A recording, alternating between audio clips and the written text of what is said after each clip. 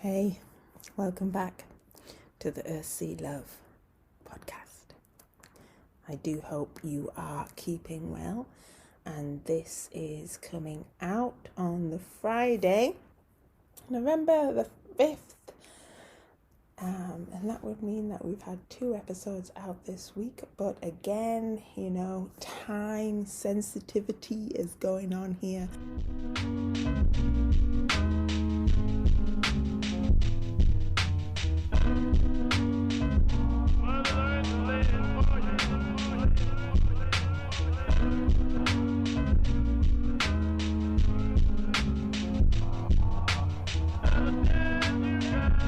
Hello and welcome. Welcome to the Earth, Sea, Love podcast. This podcast is for and about women of colour and our relationship with nature.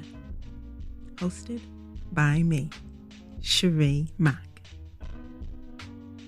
The Earth, Sea, Love podcast is committed to exploring the experiences of women of colour with Mother Nature. We want to provide spaces where the hidden voices in the environmental and conservation conversations can explore their relationship with the natural world.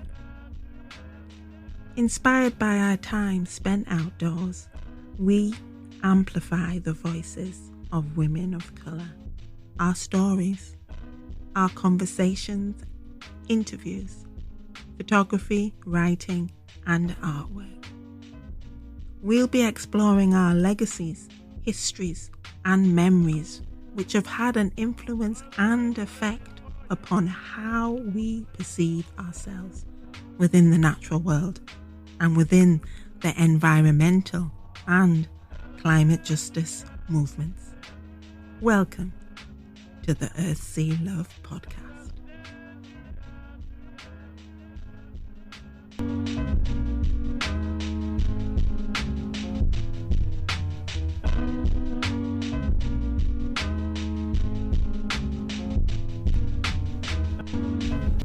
The Earth, Sea, Love podcast has been made possible by the funding from National Lottery Heritage Fund.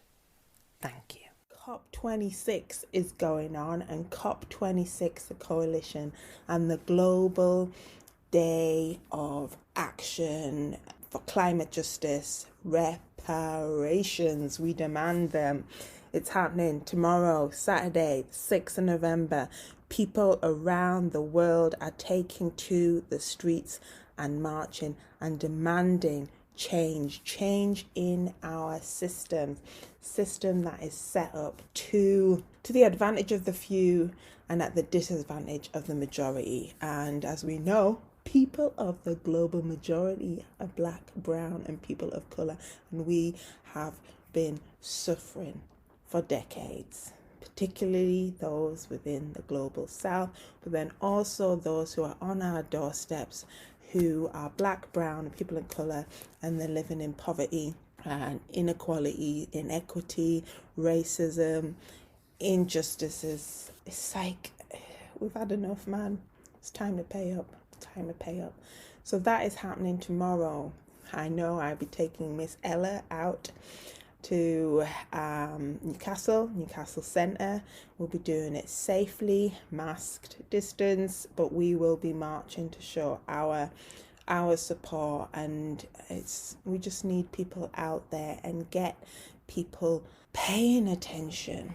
That's why we're doing it now, using COP26, which is happening in Glasgow, as a vehicle to raise, amplify our voices. I'll be going along next week to the People's Summit that has been set up by COP26, the coalition, and it's the alternative and the much more important discussions and actions that are taking place to alleviate, combat, work against the climate crisis that we're in. And we're getting our information and our knowledge and wisdom from people on the front line, Indigenous people, people who have been fighting climate crisis for decades.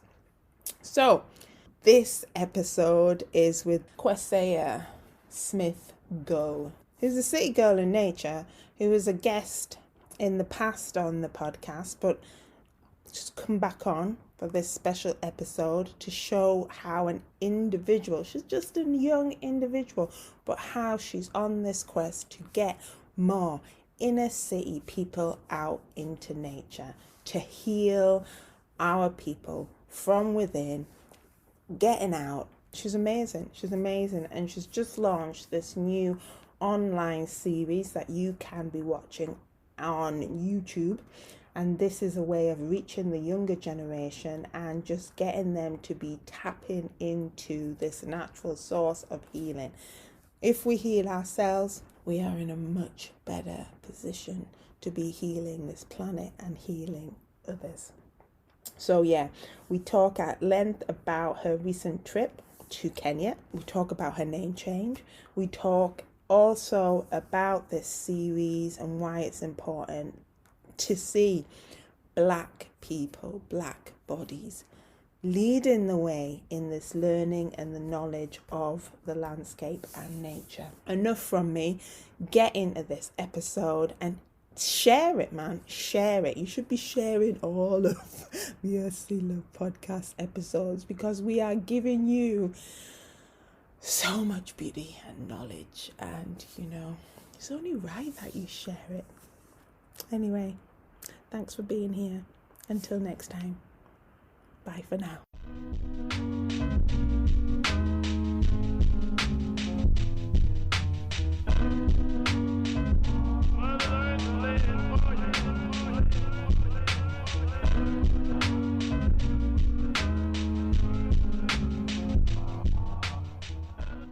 So, good morning to you, city girl in nature. Morning. I'm good, thank you. How are you? I'm good. I'm just a little tired. I don't know why. I mean, I'm not living a fast life or in the fast lane, but I'm just a bit tired. I think I need to get out. That's what it is. Yeah, get some fresh air maybe. Yeah, definitely. Some stretching and some meditation. It sounds good. That definitely sounds good. But thank you so much for agreeing to come back and talk to the Earth Sea Love podcast. I'm thinking we might have chatted at the beginning of the year, 2021, and your episode, which was episode 30, came out in June 2021. But we were talking just before you were going to go off to Kenya. Since the last time that we've chatted, you've had a name change. Now, yeah. City Girl in Nature is still City Girl in Nature, but we've had a change of name. Why? I mean, it's a personal question, but I think it's really significant, but I could be wrong. I just feel like it's where I'm at in life, and I just feel like the meaning behind my name is quite significant, which it means peace of mind. So it's kind of like me moving towards that more so, if that makes sense. So that's kind of what the name change is in that sense. It's nothing to do with hating my old name or anything like that. No. It's literally just where I'm at in life and where I'm moving towards, which is peace of mind, essentially. And how do you pronounce it? Kwesia. Kwesia.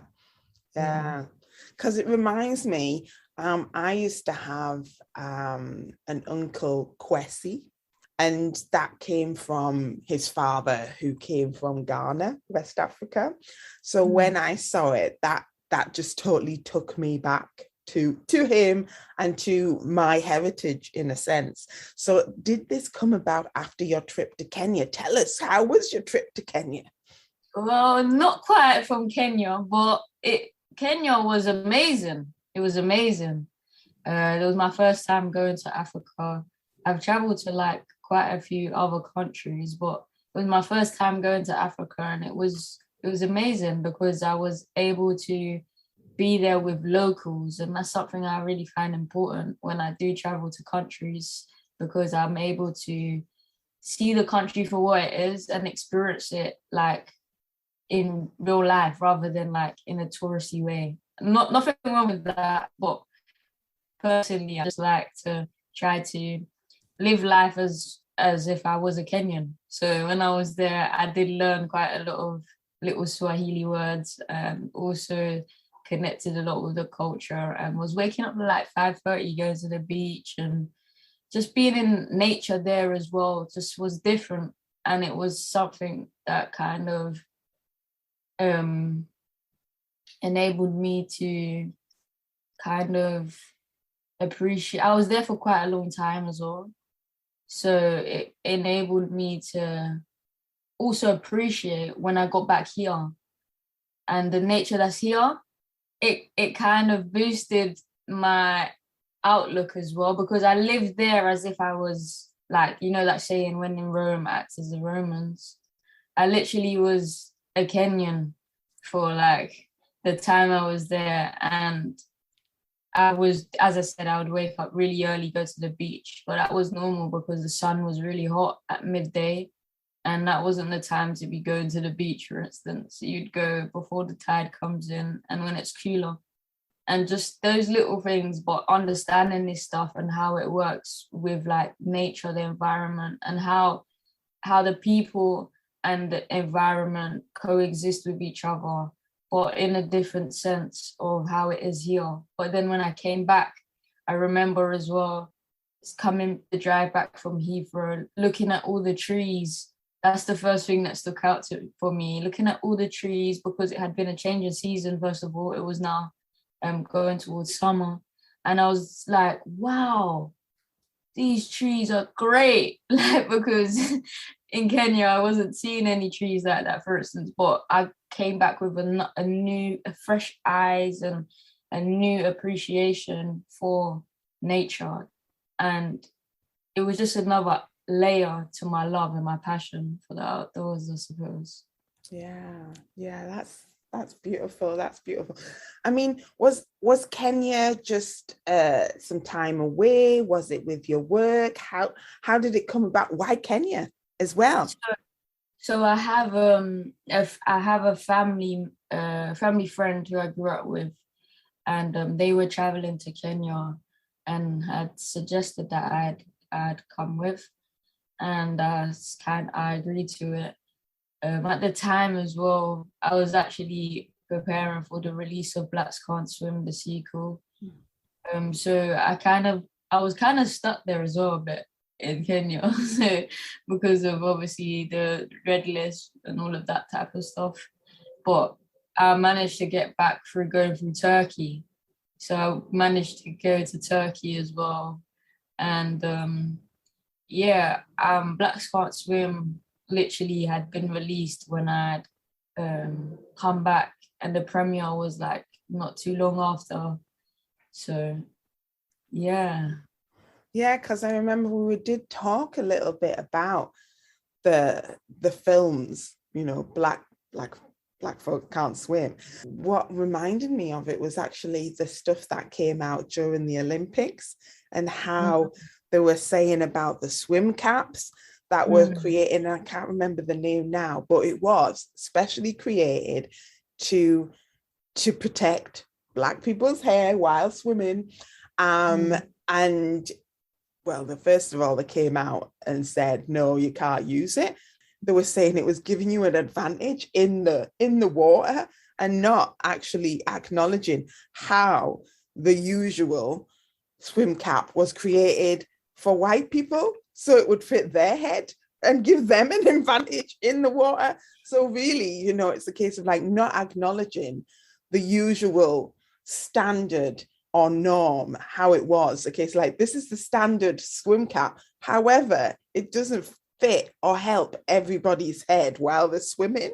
Do you know what I mean? I don't know if you saw that debate. I know I put some links on the Earthsea Love website.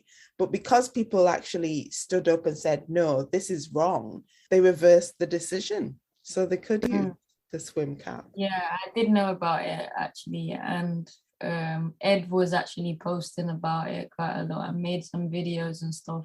And also Alice Deeren is actually someone that was at the Olympics, who's part of the Black Swimming Association. So that was a moment in history as well for us Black people.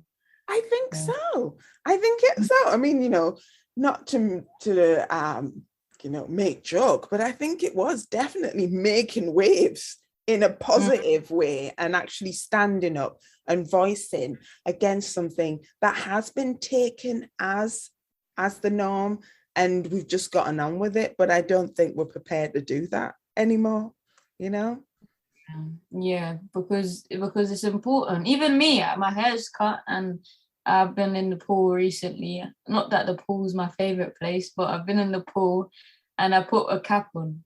Because even though my hair is short, I do know it still has an effect on my hair, being Afro hair.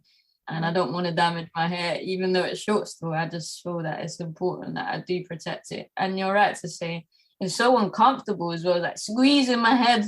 Like, even though I have barely any hair now, it's just not, it just doesn't really work for me. So. Yeah. And I remember when we were talking the last time, you're saying that you actually was swimming all the time and your mum was getting that comb through your long hair, and it was difficult and painful. So I'm with you. After getting rid of my locks, I don't go to the pool. I swim in the sea. I can't go back to the pool now that, I just swim in the sea, but I don't actually put a cap on when I'm in the sea.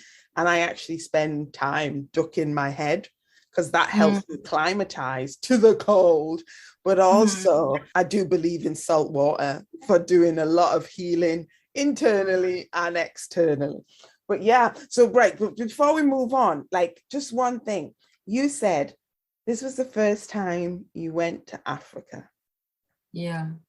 My son went to Africa. He went to Morocco, and bless his heart, he brought me back some African earth. Yeah, because he was the first one in our family that had got back to the homeland, in a sense. How was that for you to go to Africa? I mean, I know that your family is from Jamaica, and we've got, is it Pakistan as well? People could be listening and saying like, well, what's your connection with Africa? Why do you think it was significant to go back to Africa? Yeah, of course, because that's where I believe anyway. I'm originally from anyway. We've spread out essentially, but that's where we're originally from, and that's where our roots come from. So that's a big part of who I am, even if I'm Pakistani and Jamaican. I'm African first. So that's how I see it. And that's why it was significant to me, because I've always wanted to go to Africa. And just experiencing it was just something that kind of touched me in a positive way also, because it brought more of a sense of who I am, and just seeing like my people there in Kenya and how they're living, and living with them like I'm one of them, meant a lot to me, because I do try to be humble and grateful for what I have. So being there just enhanced that element to me. And I think that kind of speaks on my experience of Africa and why I found it important.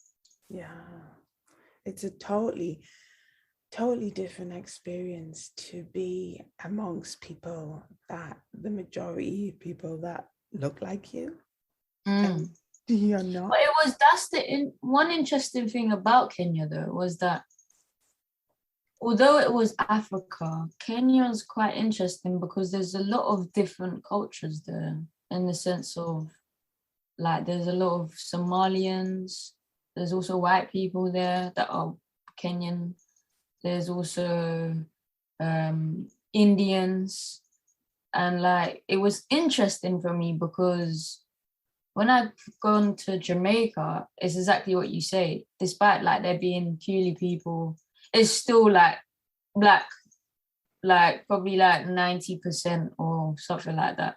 Whereas in Kenya, it was interesting that there was all these other people here that weren't necessarily Black Kenyans. Yeah. And I was like, wow, but they still had that same vibe to them. Just like in Jamaica with the coolies or whoever, even white Jamaicans, Chinese Jamaicans, they still had that Kenyan vibe to them. And it was really interesting because I didn't really expect that. That's one thing. I don't like to have expectations when I go into things, but I didn't really expect that there would be like such a vast, like not even majority, just Black people. And it was interesting because there's a history behind it as well, like why all these different people were there. And it was mainly because of stuff like war and having to migrate and job opportunities and stuff like that. So it was deeper than just like, for instance, here and the migration stories here, which is like similar in a way, but just a bit different. So it was nice to kind of see that and understand it for what it was also, because like the Indians and stuff have been there for like hundreds of years. They've been there for a while, hundreds, I'm sure, because there's like generations of them. And they're like saying like my grandparents and they've been in Africa or Kenya especially for quite a long time as well. So it's not like just, it's the same time my grandparents, for instance, and before that they've gone to, but it's just that they went to Kenya rather than coming here. Yeah. So it's quite interesting, that side of things. I love that you've brought that nuanced understanding and appreciation experience of Kenya to the table, because if we think about it, what we get in the UK is Africa through the white lens, through a European lens, through an English lens, and it's a case of like, oh yeah, it's just the continent of black people who are in poverty and who are actually way down on the food chain sort of thing. And I'm so glad that you've brought your painting a much fuller and rounded picture of Kenya. And you know what you're saying is like, it's like any cosmopolitan country or city, in a sense, there's a mixedness that goes on. Yeah. And it's not just a new thing, but there's a history to it and there's a reasoning and understanding to it. So thank you for bringing that, because you know, you're filling my knowledge about Africa and about Kenya, because again, I haven't been, my family cut off from it, and you have to, if you're Black British, you have to actively seek out this knowledge, this history, this culture, because it's not available on tap. And if we do hear it, or if we are given a little snippet, it's not positive. It's not something that bigs us up or supports our sense of pride in our roots. So thank you for that. Right, so I was just reading a piece in the New York Times, and there was a quote in there, Ayanna Elizabeth Johnson, who's actually written a book, which is called How to Save the Planet. And she was on this podcast. She was saying to pick a thing. When we're thinking about climate disaster, the climate crisis, environmental justice, she said, pick a thing. You don't have to try and solve everything, because sometimes we get a bit overwhelmed when we think about the climate crisis. But she said, just pick a thing. Are you going to be a recycling person? Are you going to be a water person? You've got to think that when you've picked your thing, that you trust in that other fellow human beings, our neighbors on the planet, are picking their thing.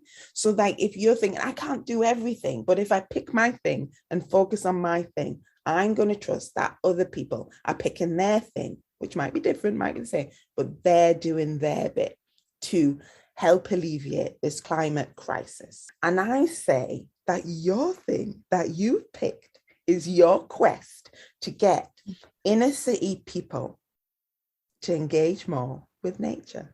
I say that's your thing. Am I putting it upon you? Am I putting this label on you? Or is this not true? Is that your thing? That is my thing. That's what I kind of stand for. And that's been my quest with creating CEO in nature. And yeah, that's what I'm essentially doing, giving back to my community for my love and passion for it. But it's a quest of me getting people to engage with the natural world, because nature is essentially beneficial on all sides of the spectrum, from personal use to us as a collective. There's a spectrum of how much it can benefit us in different types of ways. So yeah, that is my thing, and bringing that to my people is something I find important. And yeah, that's what also my series is about, essentially, is my journey of this quest. I'm not sure if you've been watching it. Yeah, I was just going to get to that contact that I've had with you. I see you before Kenya and I see you after Kenya. And I see you come out with this online series, outdoor series. And these are, for me, these are professional produced films. Yeah, we've got banging music that goes with it. Yeah, we've got awesome interviews. We've got knowledge that you're sharing. Yeah, and for me, I see this as you going to another and a different level. You're saying you're using quest here, and quest for me is always associated with the hero's journey, or as I like to say, the heroine's journey. Yeah, and it's when you're going out on this quest, which is an adventure. It's a journey. A case of like something's wrong at the beginning, and you go through all these trials and tribulations, and to get to this point of knowing yourself more and fuller. But what you're doing for me is that you've been doing this in a public realm. So you coming out with this outdoor series, which is on YouTube, everybody, I just think is like, boom. Yeah, I have found my voice. But a case of like, I'm not using it for myself. You, as you said, you're using it for the community. You have this passion. You found out nature is the cure. Nature is healing. Nature is our birthright. And you're thinking, you're looking around inner city, London, Deptford, yeah, and you're saying, oh my gosh, we're missing this tip. Black people, we are missing this tip. So you are working now really, really hard to get more people out of the inner city, or not even out of inner city, to look at the inner city with new eyes. Now, is this correct, or have I just got it all wrong? So yeah, it is about giving that new lens to people as well, for them to understand, like, there's so much elements that we're missing, but like, I'd say probably just not understanding. I think it comes from a place of not understanding that this is a space for us, and it's a place where we should be actually accessing and we should be doing actively. That's why so far some of the episodes I've released already is, for instance, my first one was the perspective of like the mandem and like the boys that are like growing up in inner city and how they kind of view things.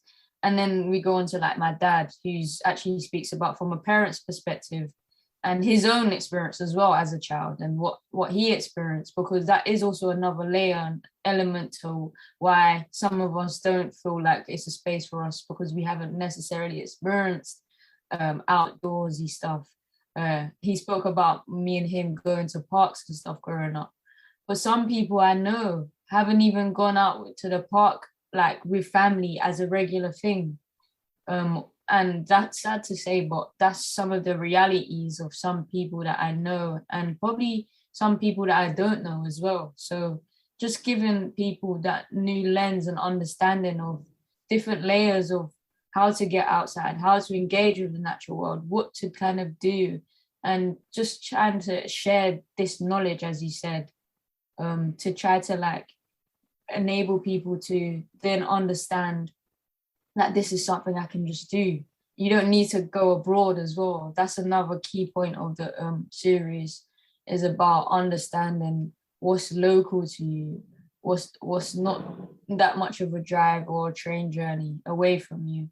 So it's just about understanding that element to it too, because I understand that not everyone has the not facilities or the financial status to travel abroad, or even pay, like, know what to do, passports, etc. And some people are too young to even travel by themselves or do certain things or that type of stuff. So I'm just trying to make it inclusive to everyone and make them know that these stuff as well are free. You don't even need to pay to go outside. Like, it's just having this new knowledge and understanding and interest, because it is very interesting. Like the episode I dropped yesterday, which was identifying plants in urban spots.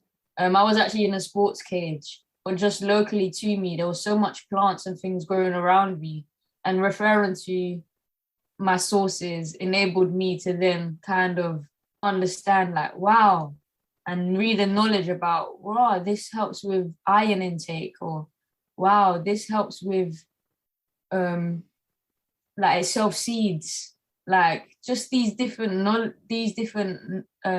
knowledge, acquiring this different knowledge, like brings a new perspective on all of this engagement with nature. And further episodes to come that I will be releasing will have different elements of like how to engage with the natural world, because sometimes it's not just that getting outside. So yeah, and I've got to thank you. I was watching the recent episode about plant identification, and for me, I'm nearing 50, but it was an inspiration for me in so many different levels. I mean, you're young, right? But what was important was seeing this and hearing this episode, hearing your voice and seeing your brown finger in those books, pointing out the names of these plants. I mean, when you common gorse, I love gorse, right? I love the smell, coconut, and I've even tried making tea with the flowers. Yeah, it wasn't very nice, but it's an acquired taste. Yeah, it's an out there, it's an alien sort of being, a sort of knowledge. For me, it has been for a while, but to have this presented to me by somebody that I can recognize, just by with that brown finger, it's for me, it's revolutionary. It's revolutionary. And it's just a case of like, I want more, because what you are doing is giving me knowledge, but you're also giving me permission. You're giving me permission to go out there and spot, oh my gosh, that's the Welsh poppy. Oh, look, yeah. Do you know what I mean? It's like you're giving me the tools to be at one with nature. And I've got to thank you. I've got to thank you for that. For me, it's been, I say about a connection to nature, but there's also been, we're still in that disconnection. And in that first episode, and it was Tahib, he was saying, he goes riding, far riding, right? But he was saying, brought up in Nigeria, he was out all the time. It was just like, I want to say second nature, but that was life. And then to get here, he sees that it's that contrast between cultures. And what we're saying, what you said about your dad, is that we've had that migration here. And what we've done is left those rural, that part of nature, which is just part of our whole being, to come to another place where there has been that disconnection. And we've got subsequent generations that have grown up with no connection. So it's got to the point that we've got that narrative, Black people don't do nature. Yeah. And I think what we're working to do now, and I think what you're doing with your series and what I'm doing with my work, and loads of people that I'm having conversations with, is to recognize that disconnection and to mend it so we can get back to nature in so many different ways. Just the idea of it's not weird. It's not alien. It's like from time, we've been with the land. I mean, I don't know if there's a question there, but I see, for me, it's become like there's a connection and a disconnection, and it's how we're acknowledging them and we're working with and against them in a certain way. So you're saying that you've got more episodes coming down the line. What are you going to focus on? I can't tell you that. I can't tell you what I'm going to be focused on. Is it a case of it's top secret and you need to keep that anticipation going? Or I mean, like, okay, you can't tell me. So tell me, how's been the response to this season? Well, funny enough, from the intro, some people I know actually was like, my friend in America, for instance, like, when can I come on it? Like, because also I recognize that this is not just a UK thing. It's also probably with my American people, them too. They're probably feeling the same thing there. Although I do see a lot of outdoorsy stuff from people in America, which started before us here. But I do know in their inner cities still, there is still probably that disconnect to an extent with the natural world. So I recognize that also. The feedback's been amazing, and I've been truly like humble and grateful for all of it. And it was quite amazing to see, in fact, because essentially this is my real life passion, and it is something I really care about. And just to see how people are reacting to something that I truly believe is important is interesting for me to see. And I'm happy that it's actually benefiting people from what I'm hearing, from like my feedback I've been getting, and the engagement as well, and the support that I've been getting. And I'm really honestly humbled and grateful, because it's something that I find really important, and I just want to spread that with whoever I can, and even people with that aren't too keen but have an interest. So like, I'll keep coming back to see what else there is. Those are the people that I'm even more grateful for, because it's like I'm giving them, like you said, a tool in a sense for them to use for themselves. And that's essentially what it's about. I don't want to keep this to myself. And I am still learning myself. That's a key aspect of it all as well, because I'm on this journey, and it's just about, this series is following my journey so far, essentially. But at the same time, I am still learning. I am still a beginner. I am still new to this world, fairly new, in comparison to some of the audience I've been even engaging with, and people that have been reaching out to me, professionals, for instance, that they've already been in this world in a sense for a long time, or they have a certain amount of experience. My experience only comes off the back of me going on an expedition for 3 weeks, which was essentially a life-changing experience for me, which then brought me to where I am now.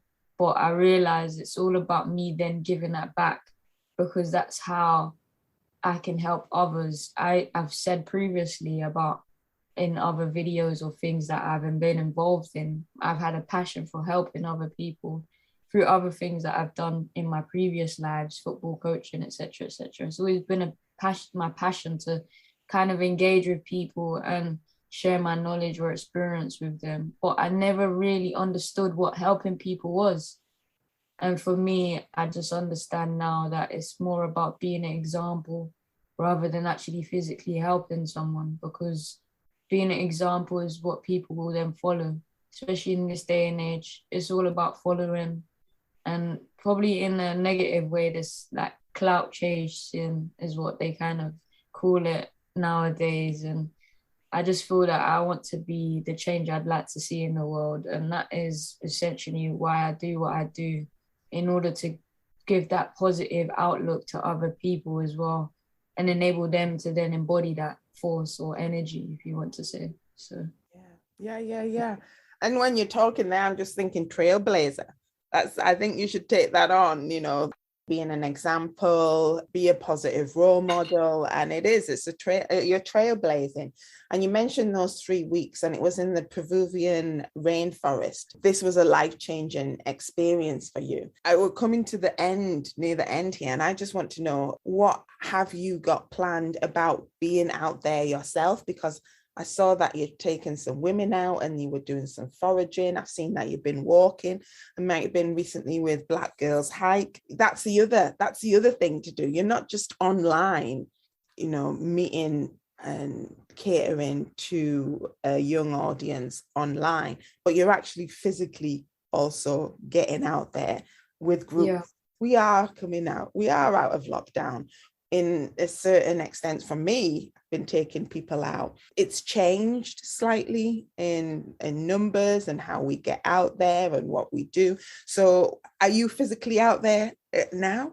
So currently, moving forward, my main focus is releasing the online series. I have quite a lot of content still to come, which is exciting. But it's all about essentially the main thing, what we've already spoken about, which is bringing the community back into the natural world and like making them understand that, and this quest and this journey. What I'm actually doing right now is volunteering. So something that I engage in every week is volunteering at 2 places so far. One is like a edible forest garden and one is a farm. So I've been volunteering there to upskill myself, to acquire that knowledge. So although I am sharing knowledge, as I said, I am still learning. And I find that really important because I'm that type of person. I like to practice what I preach in a sense. And the more that I acquire is the more that I can give other people also. So yeah, I've been upping my skills with my volunteering. The edible forest garden is way different to the farm, for instance, but just learning different things about like propagating plants. I didn't even know what that was before.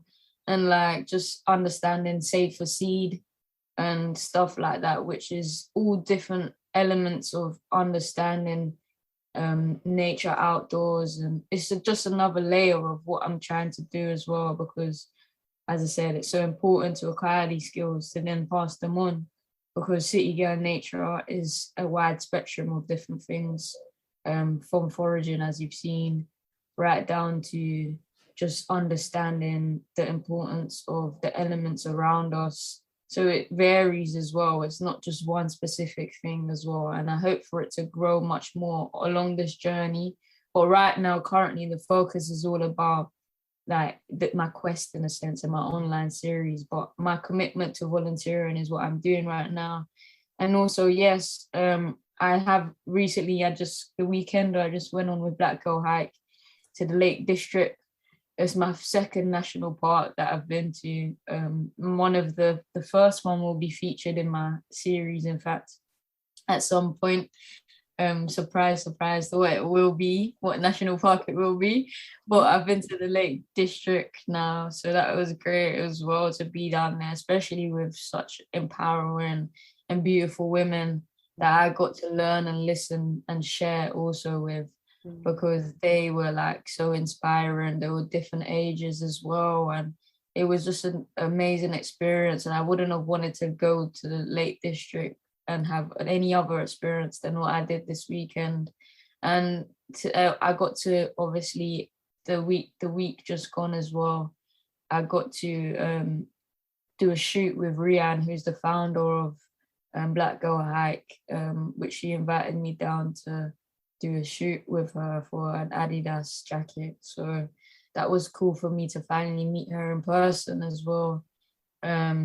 Which she actually will be featured in my series as well. So to actually meet her, because we had a Zoom for our one, and to actually meet her in person was amazing as well, because we've both been supporting one another, and seeing her in person, and then getting to spend a weekend with her and many other women was amazing as well. So all of this is all experience that I'm then going to share, which I hopefully have something in the woodworks about sharing these stuff that I'm experiencing as well, like my volunteering weekly and stuff, because I do like to journal.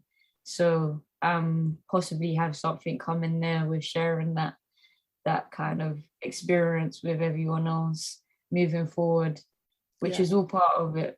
And yeah, that's what I'm currently focusing on right now. And it's been a bit difficult as well, because a few people have been reaching out to me with like their wonderful projects and stuff. And it's a lot like with climate change and stuff like that, which I do understand the importance of it.